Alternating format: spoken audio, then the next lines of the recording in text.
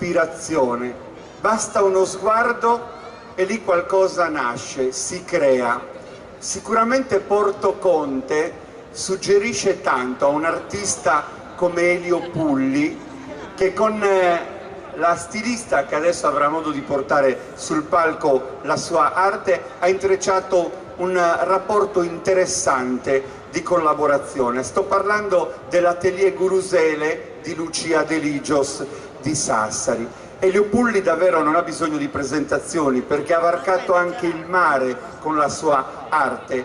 Ha frequentato artisti come Guttuso, come De Chirico, come Pirandello, e questo sguardo che vi dicevo su Porto Conte, dove vive e dove crea, riesce anche ad essere un suggerimento per un connubio che tra arte e innovazione ha fatto sì che per Lucia De Ligios fosse anche un viatico verso questo mondo che si apre con la moda e l'aiuto di un grande artista. Io vi lascio all'attenzione di quanto sfila adesso in passerella, subito dopo il vostro applauso. Atelier Gurusele di Sassari.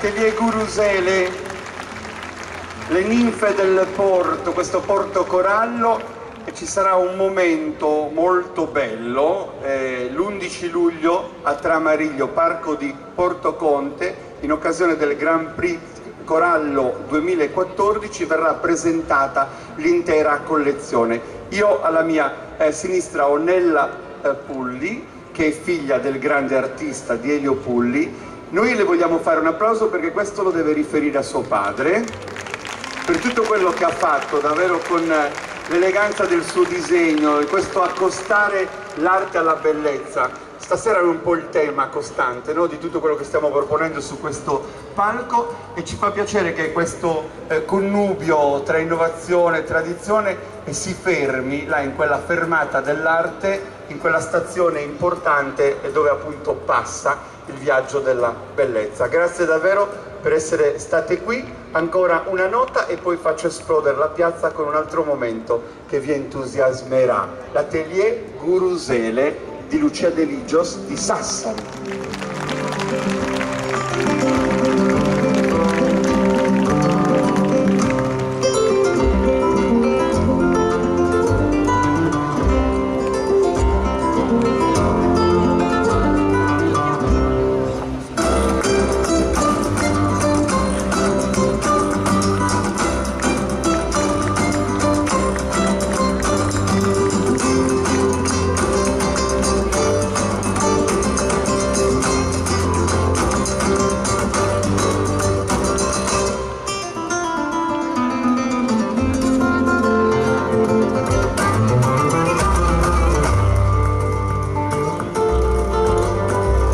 Mamma mia quante cose questa sera in questa piazza e su questo